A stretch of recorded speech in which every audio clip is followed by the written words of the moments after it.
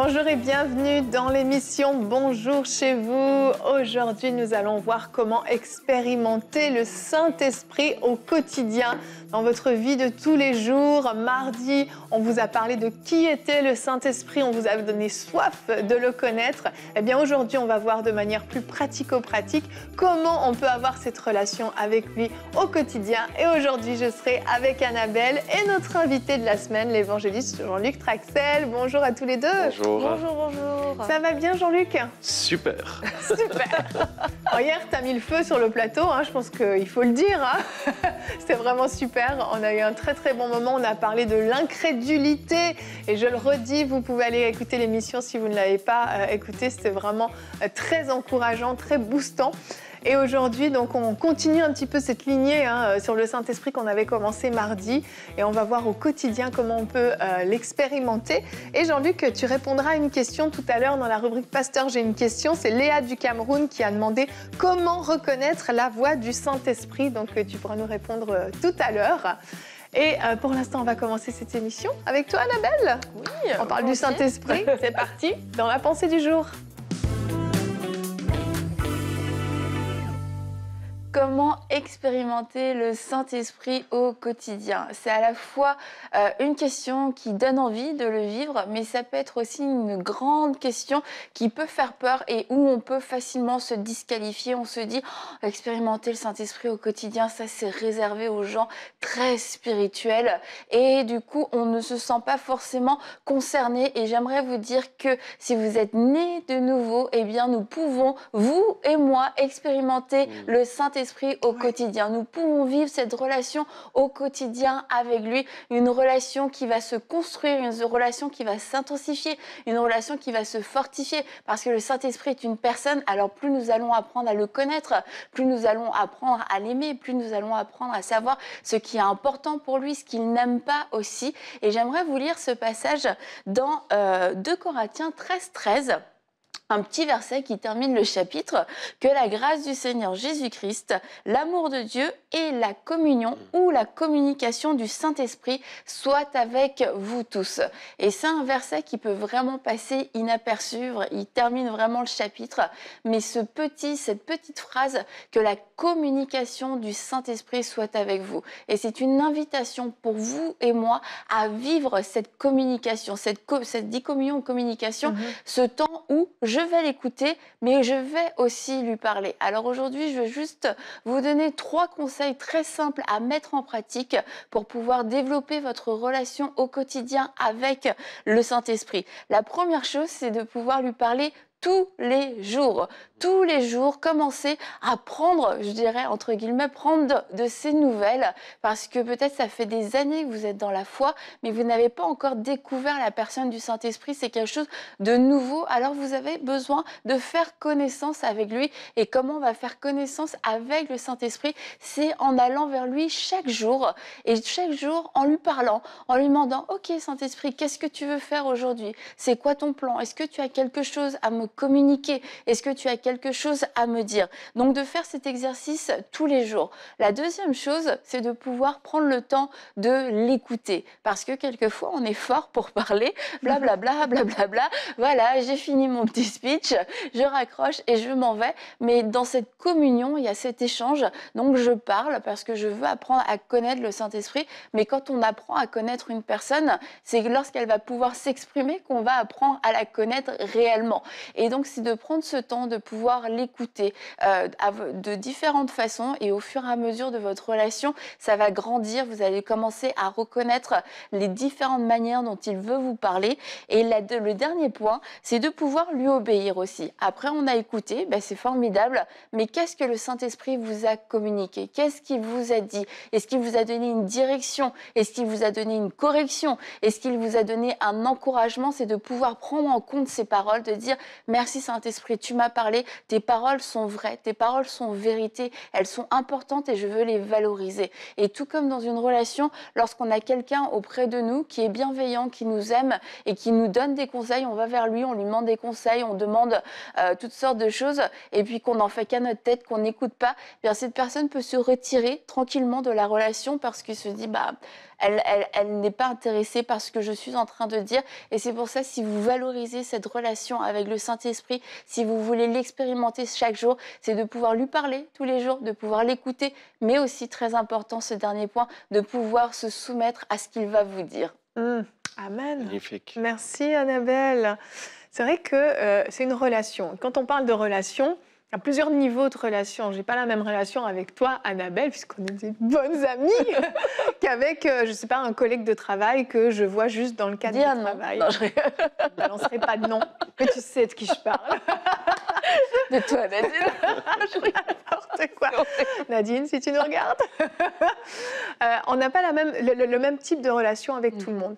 Et avec le Saint-Esprit, on peut se contenter d'une relation un peu de voisinage, où on se salue quand on se croise dans le couloir de l'immeuble, et puis ça s'arrête là, ou sur le parking, et puis on se contente de ça. Ou on peut développer une relation de plus en plus proche, de plus en plus intime, qui fait que ça devient une relation comme on peut l'avoir avec notre époux, notre épouse, une relation vraiment forte, où on se confie, où on se connaît mutuellement l'un et l'autre, parce que le Saint-Esprit nous connaît, mais nous, on a besoin d'apprendre à le connaître aussi.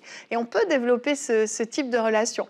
Et moi, personnellement, mes enfants qui ont 9 et 7 ans, donc ils sont encore quand même jeunes, j'essaye souvent de les amener vers le Saint-Esprit. Ils ont perdu, par exemple, je ne sais pas, un jouet, où ils se posent des questions, où ils vivent des défis avec leurs amis. Souvent, je dis, demande conseil au Saint-Esprit. La Bible dit qu'il est un admirable conseiller. Demande conseil au Saint-Esprit. Qu'est-ce que le Saint-Esprit dit? Et souvent, ils me disent, oui, je lui demande, mais j'entends pas la réponse. Jean-Luc, tu nous en parleras tout à l'heure. Mais je leur apprends à être sensible à ça, à avoir ce réflexe de se tourner vers le Saint-Esprit, parce qu'en fait, il est là, il est disponible, mais il ne va jamais s'imposer, en fait. C'est ça qui est vraiment fort avec le Saint-Esprit, c'est qu'il va prendre la place qu'on va lui donner. Et quand on se tourne vers lui pour lui poser des questions, lui demander des conseils, eh bien, il va pouvoir nous répondre si seulement on prend la peine de l'écouter. C'est ça. Et puis, une chose que je pense que beaucoup de gens ne savent pas, je sais qu'il y a beaucoup de chrétiens, et vous peut-être, vous aimeriez porter du fruit, voire porter plus de fruits. Et on veut tous porter plus de fruits. Ouais. Et puis, j'ai découvert ceci, qu'au fait, le fruit, il est lié à l'intimité qu'on a avec le Saint-Esprit. Et puis je sais que ici vous avez parlé de sexualité sur EMCI, et c'est vrai qu'une des résultantes, ou le résultat lorsqu'il y a un acte sexuel avec son conjoint, eh bien ça peut amener du fruit à avoir des enfants. Effectivement. Eh bien c'est la même chose. Je suis désolé de prendre cet exemple, mais je pense que c'est un exemple que Dieu nous a donné. Si nous prenons du temps intime où réellement nous sommes mis à nu avec lui et nous avons une proximité avec lui, il y a quelque chose de surnaturel qui se passe, qui fait que ça va produire en nous du fruit et du fruit éternel. Donc je peux qu'encourager chacun à ne pas avoir peur, comme on en a déjà parlé, d'avoir une proximité, d'avoir une intimité qui est liée et qui est basée sur l'amour. Et où vous aimez le Saint-Esprit, et lui va vous manifester cet amour.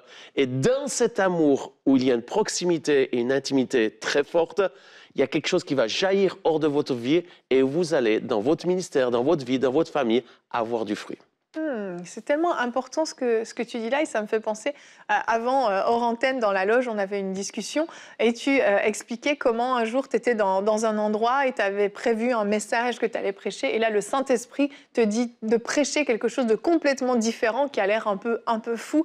Et c'est ça, je crois que dans cette relation avec le Saint-Esprit, comme tu dis, pour porter du fruit, il faut être capable d'être à son écoute. Ce jour-là, par exemple, si tu étais resté sur le message que tu pensais prêcher, prêché, qui était un message biblique, qui était excellent pour la saison dans laquelle cette église était, bah, ça aurait été parfait. Mais Dieu avait encore mieux, en fait. Et c'est vrai que on en aspire, on lit des biographies, on écoute des témoignages, on voit même des vidéos, etc. Et on voit des choses extraordinaires, du miraculeux, de la puissance et tout. Et c'est vrai qu'on veut vivre ces choses-là, mais on n'est pas prêt à payer, entre guillemets, le prix, parce que finalement, le prix, c'est de développer cette relation, cette intimité avec le Saint-Esprit, mais au quotidien. Et ça demande un effort parce qu'on ne le voit pas avec nos yeux. C'est pas comme une personne qui est là à côté de nous. Ça demande de la foi, en fait, de croire et d'être à son écoute, d'avoir cet échange. Et je pense que plus vous allez développer cette relation avec le Saint-Esprit, plus ça va devenir facile et naturel dans le quotidien, en fait. Et de ne pas avoir peur non plus de devenir mystique. Je ne sais pas comment le dire. Absolument. Mais je crois que c'est une crainte chez certaines personnes. Ils se disent, je suis d'accord en fait avec tout ce que vous dites, avec le fruit, etc. Mais d'un autre côté, parler au Saint-Esprit, cette intimité aussi forte, est-ce que je ne vais pas être un petit peu illuminée? Et ça dépend, illuminée pour qui, écoutez. Mais c'est de ne pas avoir peur de vous approcher du Saint-Esprit. Le Saint-Esprit, c'est Dieu. Si on n'a pas eu peur de s'approcher de Dieu le Père, de Jésus le Fils, on ne doit pas avoir peur de s'approcher du Saint-Esprit. Et je le redis, c'est vraiment comme c'est vraiment dans une certaine mesure, bien sûr, parce que nous, on est juste des humains, mais c'est comme dans une relation, ça grandit. Et on peut, Jean-Luc, tu peux parler de ta relation avec le Saint-Esprit. Moi, ça va me donner envie de vivre plus, mais je dois vivre ma propre relation avec le Saint-Esprit. Je ne pourrai jamais expérimenter cette intimité avec le Saint-Esprit, porter le fruit que je suis appelée à porter à travers la relation que Jean-Luc, que toi, tu peux avoir avec le Saint-Esprit. Et c'est mon meilleur conseil aujourd'hui, si vous avez été un petit peu frileux pour différentes raisons, c'est commencer aujourd'hui, commencer quelque part, et que cette relation puisse grandir, mais que votre cœur soit rassuré aussi. Le Saint-Esprit, c'est pas un être spirituel en dehors de Dieu, c'est Dieu. Donc soyez rassurés dans votre cœur que vous pouvez parler au Saint-Esprit.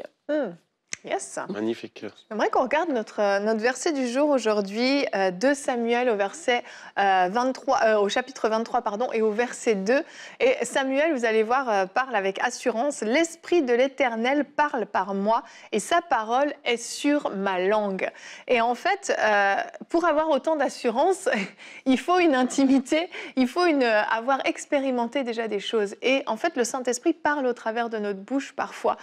Moi, personnellement, ça m'est arrivé des fois au tout début de ma vie chrétienne. Je me souviens, la première fois que ça m'est arrivé, je me suis demandé qui avait parlé. C'était au travers de ma bouche. Le Saint-Esprit avait prophétisé au travers de ma bouche. Mais c'est tellement pas volontaire et conscient que j'ai regardé à droite et à gauche qui était là jusqu'à ce que je réalise que j'étais toute seule et que le Saint-Esprit avait parlé au travers de ma bouche. Et mardi, Frank nous a parlé des dons de l'Esprit qui pouvaient nous être communiqués au travers de cette relation avec le Saint-Esprit. Et on aimerait vous encourager à la maison à pouvoir développer cette relation avec le Saint-Esprit, mais au travers des dons aussi du Saint-Esprit, parce qu'on parlait de fruits, on parlait de puissance. Et il y a vraiment toute une dimension dans les dons spirituels qu'on peut vivre avec le Saint-Esprit. C'est sûr, c'est un magnifique voyage. Et ça vaut la peine de prendre le bateau ou de prendre l'avion ou de prendre le risque. Où j'aime beaucoup ce que disait Annabelle. Il y a un côté mystique, mais le mystique, c'est spirituel. Et nous sommes esprits. On a partagé ça dans la première journée, je crois. Et j'aime beaucoup cette approche-là. N'ayez pas peur d'être un peu mystique tout en ayant les pieds sur terre. C'est ce que je dis souvent, d'être naturellement surnaturel et surnaturellement naturel. Oh, l'équilibre est parfait. Redites-le dans votre tête si vous ne l'avez pas bien compris. Moi, je ne vais pas le redire. Jean-Luc, on va continuer parce qu'on a parlé d'une relation et comme on le dit, c'est dans les deux sens. Il faut être capable aussi d'être à l'écoute du Saint-Esprit pour recevoir ses conseils. Et Léa du Cameroun nous a justement demandé comment reconnaître la voix du Saint-Esprit parmi toutes ces voix qu'on peut entendre dans nos têtes. Merci beaucoup Léa, parce que c'est une excellente question. Et c'est vrai qu'on vit dans une société où il y a beaucoup de bruit, il y a beaucoup de voix, et on ne sait plus comment trouver le chemin. Et puis, au fait, ce n'est pas si compliqué, mais ça demande un changement. Et c'est la raison pour laquelle ceux qui, par hasard, n'auraient jamais donné leur vie à Jésus, pour entendre la voix de Dieu, il faut naître de nouveau. Ouais. Il faut que votre esprit revienne à la vie. Donc, si vous n'avez jamais fait cette démarche, simplement appelez le nom de Jésus, repentez-vous, demandez-lui pardon, et quelque chose de surnaturel surnaturel va se passer, vous allez devenir son enfant. Mais aujourd'hui, j'aimerais parler concernant un exemple de la Bible d'une personne qui a vu la puissance et la gloire de Dieu, c'est Élie. Il a confronté les prophètes Baal. Pour ceux qui le veulent, vous pouvez trouver ceci dans 1 Rois 18, où il convoque les prophètes Baal, qui sont ces gens qui adorent des faux dieux, qui ont amené le peuple d'Israël à invoquer de faux dieux, s'éloigner de Dieu. Et là, Élie confronte ces prophètes et leur dit à ces faux prophètes, venez sur le mont et on va voir qui est le vrai Dieu. Et le seul vrai Dieu va répondre par le feu. Et c'est une magnifique histoire que j'aime. Surtout, j'aime le feu de Dieu et on aime le feu de Dieu à MCI. Et je sais que vous aimez le feu de Dieu. Mais la réalité, c'est qu'après cette manifestation surnaturelle, Élie est confronté où il doit s'enfuir parce que Jézabel veut le tuer. Et là, on trouve dans 1 Roi 19, 11 à 13, la parole du Seigneur est venue à Élie et lui dit d'aller se tenir à l'extérieur de la grotte. Il y eut un grand vent fort qui brisa les rochers. Mais le Seigneur n'était pas dans le vent. Et on cherche souvent ceci. Après le vent, il y eut un grand tremblement de terre. Et on recherche ça, qu'il y a un tremblement de terre pour être sûr que Dieu est là. Et la Bible nous dit, le Seigneur n'était pas dans le tremblement de terre. Puis un feu. Mais le Seigneur n'était pas dans le feu. Et après le feu est venu le son d'un faible murmure. Élie sentit que Dieu était présent dans ces doux murmures. Il se couvrit le visage en signe d'humilité et écouta Dieu parler. Eh bien, j'ai 5 points, mais je pense que c'est surtout le premier point que j'aimerais vous laisser aujourd'hui. L'élément essentiel, c'est que le volume de la voix de Dieu est plutôt dans un aspect de calme et d'intimité. C'est pas quelque chose de violent, d'agressif.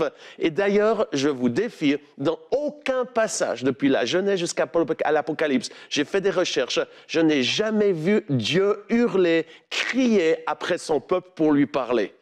Il agit plus dans la douceur. Et d'ailleurs, quand on voit Jésus, qui 1000 ans après cette expérience d'Élie, il va les disciples sont sur la mer, il y a cette tempête. Et puis Jésus, lui, il arrive, il marche tranquillement et il leur dit une chose, c'est moi.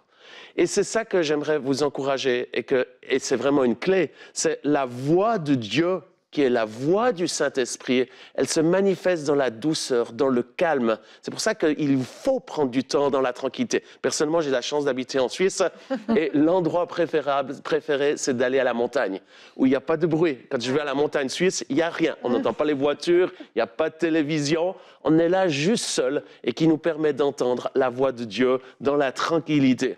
La langue du Saint-Esprit, c'est une langue spirituelle. C'est le deuxième point qu'on n'a pas le temps de prendre aujourd'hui.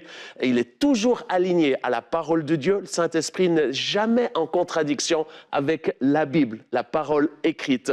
Et puis, un autre point qui est important, c'est de reconnaître le son de la voix. Comment est-ce qu'on peut reconnaître le son de la voix du Saint-Esprit? Eh bien, c'est en passant du temps avec lui. Je reconnais le son de la voix de mon épouse, parce que je l'ai entendue nombreuses fois parler, et même qu'elle n'est pas avec nous sur le plateau, je sais sa voix. Et si tout d'un coup, elle apparaîtrait dans un des haut-parleurs, je sais, même si je ne la vois pas, qui elle est et qu'elle est en train de me parler. Eh bien, c'est la même chose. Il faut prendre du temps avec lui. Et puis, juste lui permettre, comme on en a discuté, c'est une personne et il a une tonalité, il a un son, il a une vibration.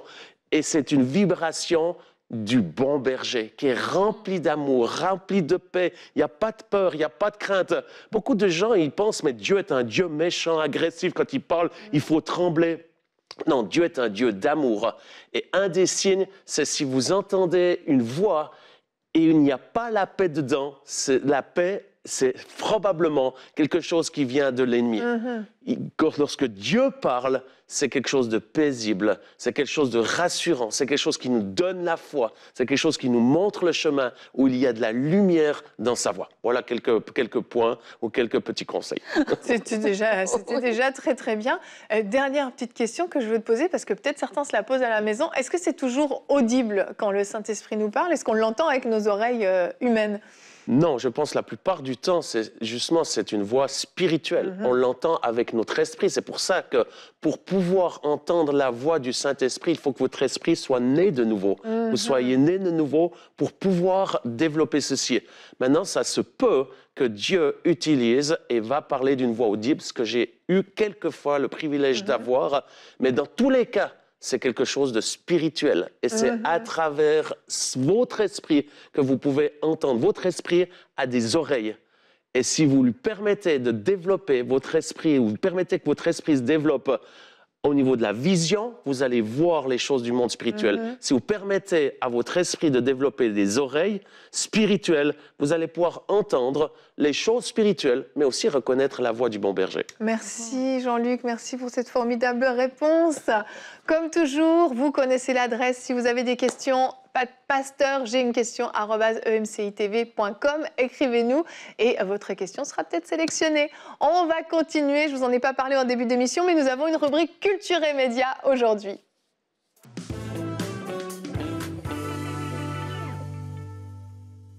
Et aujourd'hui, oui, je remplace Nadine et j'ai le plaisir et l'honneur de pouvoir présenter, Jean-Luc, ta plateforme. Ta plateforme parce que tu es un homme à multiples casquettes. Et quelquefois, on peut entendre, oui, non, Jean-Luc, il est là. Non, Jean-Luc, il fait ça. Mais en fait, Jean-Luc, si vous avez entendu plein de choses, Jean-Luc, il fait tout ça. C'est tout lui, c'est la même personne. Et tu as eu cette bonne idée de créer cette plateforme JLTM, Jean-Luc Traxel Ministries, j'imagine. C'est ça. Où tu as pu regrouper tous les ministères, toutes les visions que tu portes et dans lesquelles tu es aussi actif et aussi engagé. Et on va trouver toutes ces informations sur ton site, donc jeanluctraxel.org. Donc, je le disais, Jean-Luc, tu es un homme à multiples casquettes.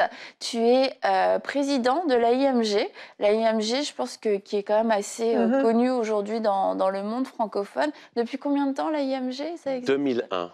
2001, ok. J'étais née, c'est bon. Tu es aussi le porteur de vision de Europe Shall Be Saved. Dis-le bien pour moi. C'est ça, Europe Shall Be Saved, l'Europe sera sauvée. Et donc là, tu as fait plusieurs conférences partout en Europe pour pouvoir des réunions de réveil, des réunions de feu, d'évangélisation. Donc tu es allé un petit peu partout en Europe, c'est ça, au cours des dernières années? Absolument, pratiquement tous les pays. C'est vrai que quelquefois je vois des choses passer de toi, Jean-Luc. Jean-Luc est dans tel pays, tu te dis, je connais personne qui va faire des conférences dans ce pays-là. Parfois, je ne connais même pas le pays. Merci Jean-Luc de nous ouvrir tous ces horizons. Et tu es aussi coprésident de la Global Evangelistic Alliance. Merci Jean-Luc pour tous ces noms. Est-ce que tu peux nous le traduire, Jean-Luc, pour Annabelle? Et donc ça, c'est récemment, c'est depuis cette année, il me semble, et c'est une alliance pour réunir tous les ministères d'évangélisation, c'est ça? C'est ça. Avec sous la Empower 21, où je suis dans le concile, on a vraiment eu cette forte conviction que c'était le temps de rassembler les évangélistes à travers le monde. Et si vous êtes un évangéliste, s'il vous plaît, allez sur GEA.org pour vous inscrire. On aimerait travailler avec vous et c'est vraiment l'objectif. C'est de pouvoir s'encourager, s'aider. On aura une grosse conférence, d'ailleurs, 40 ans après la mission de Billy Graham qui aura lieu à Amsterdam, où je profite de vous inviter, Amsterdam 2023, où on attend plus de 10 000 évangélistes du monde entier, des missionnaires qui portent cette passion pour les âmes perdues, et ça sera un temps de prière, d'inspiration, de motivation, networking, avec comme objectif que d'ici 2033, c'est notre objectif, c'est que chaque être humain sur cette terre planétaire puisse avoir une réelle rencontre de Jésus à travers la puissance et la présence du Saint-Esprit. Ça ne veut pas dire que tout le monde va se convertir, être sauvé, mais au moins que tout le monde ait la possibilité d'entendre l'Évangile. Et ça, c'est la mission des 10 prochaines années. Et je profite de dire aussi un tout grand merci à Evelyne et Michael, parce que la plateforme Jean-Luc Traxel Ministries, c'était les premiers à m'avoir encouragé il y a quelques années à le faire. Je trouvais ça un petit peu difficile, et puis en même temps, ils ils étaient très prophétiques. Et en tout cas, mille merci, parce que c'est ce qui me permet, c'est vrai, de pouvoir fonctionner avec ces différentes casquettes. Une des questions, souvent, je me dis, mais comment est-ce que j'arrive à faire? Pratiquement chaque année, je me dis, mais est-ce que je ne dois pas poser une des choses? Et puis, il y a 2 semaines, mon épouse, elle a eu cette pensée. Elle m'a dit, mais tu sais quoi, je crois que Dieu m'a parlé. Tu es comme un voilier. Et il y a plusieurs voiles qui sont là. Et il y a des saisons, il faut descendre un petit peu la voile, relever une autre. Mais c'est ce qui te permet d'aller de l'avant. Et puis, je pense que c'est vraiment de Dieu. Et par la grâce de Dieu, c'est une joie de pouvoir travailler dans ces ministères qui sont très complémentaires. Wow. En effet, c'était une question que je me posais. Comment fait-il? Et ce qui est vraiment intéressant, c'est que ton cœur pour les âmes est international. Et international. Tu es sur tous les fronts, mais tu es aussi sur tous les continents. Et si vous êtes interpellé par tout ce que Jean-Luc peut faire à travers tous ces mandats, ces missions que Dieu lui a confiées, n'hésitez pas à aller sur son site jeanluctraxel.org et à pouvoir le soutenir pour qu'il puisse lever ses voiles et aller encore plus de l'avant, parce qu'on voit que c'est vraiment une vision, c'est pas une vision personnelle, c'est pas la vision d'un homme, c'est une vision inspirée du Saint-Esprit, c'est que le monde, la planète Terre puisse entendre parler de Jésus-Christ. Alors je crois que c'est une vision qui est extrêmement noble à travers tous ces casquettes, ces ministères que Dieu aussi t'a confiés, là où tu es impliqué. Et autre chose, si vous voulez être inspiré chaque semaine, eh bien vous pouvez aussi vous inscrire à, je ne sais pas si on peut dire une lettre, inspiration et espoir. C'est un texte, Jean-Luc, que tu envoies chaque semaine. Et je suis allée sur ton site et j'ai lu quelques textes et j'ai été encouragée, j'ai été inspirée et j'ai eu de l'espoir. Oui, j'ai eu de l'espoir. Donc on a tous besoin d'être boostés dans notre foi, on a tous besoin d'être nourris. Alors je vous encourage à aller encore une fois sur jeanluctraxel.org et puis à vous inscrire pour recevoir ce mot hebdomadaire qui est inspiration et espoir. Et pour terminer, Jean-Luc, je pourrais te laisser le mot de la fin, mais je veux juste ajouter ça. Je l'ai dit, Jean-Luc, il est un petit peu sur tous les fronts, tous les continents, mais toujours disposé aussi à faire la volonté de Dieu. Alors si vous voulez l'inviter, vous pouvez encore une fois aller sur le site et puis l'inviter. Si vous avez des événements d'évangélisation, événements pour amener le feu dans votre région, dans votre pays, eh bien, n'hésitez pas à le contacter. Je pense que tu dois refuser beaucoup d'invitations, mais que tu es aussi très sensible à ce que le Saint-Esprit veut faire dans les saisons particulières dans laquelle tu es. C'est ça. En tout cas, merci beaucoup de cette belle promotion. Dans tous les cas, on vous aime et Dieu vous aime et on est là pour vous servir. Et entre autres, c'est que les IMG, c'est d'amener cette guérison dans toutes les nations et toutes dénominations. Et c'est pas juste pour un groupe, mais c'est vraiment pour l'ensemble parce que Dieu est extraordinaire. Exactement. Merci infiniment. Avec joie sur tous les continents, j'insiste, parce qu'on nous suit sur plusieurs continents. Donc même... tu te déplaces, on l'a vu, je l'ai dit, mardi, tu as déjà visité 96 pays. Donc, Jean-Luc n'a pas peur de voyager, de prendre l'avion. Et je crois que, oui, Dieu se sert de toi vraiment sur toute la surface du globe. Et on rend vraiment grâce à Dieu pour ton ministère, Jean-Luc. Merci beaucoup d'être venu sur le plateau de Bonjour chez vous. C'était un honneur. J'ai envie de dire, reviens quand tu veux. Tu sais que tu es le bienvenu. Tu es comme à la maison ici. Et demain, tu seras avec nous encore, mais pour une rubrique C'est mon histoire cette fois. Et oui, Jean-Luc va être avec nous. Nous allons parler des anges. Sais-tu que les anges sont à ton service? Et Jean-Luc, tu vas nous raconter en fait comment tu as vu des anges venir à ton secours dans ta vie personnelle, dans ton ministère. Donc vous découvrirez tout ça demain. Merci à vous tous d'avoir été avec nous. Et surtout, prenez le temps de développer cette relation avec le Saint-Esprit pour expérimenter sa puissance, ses fruits au quotidien. Allez, bonjour chez vous.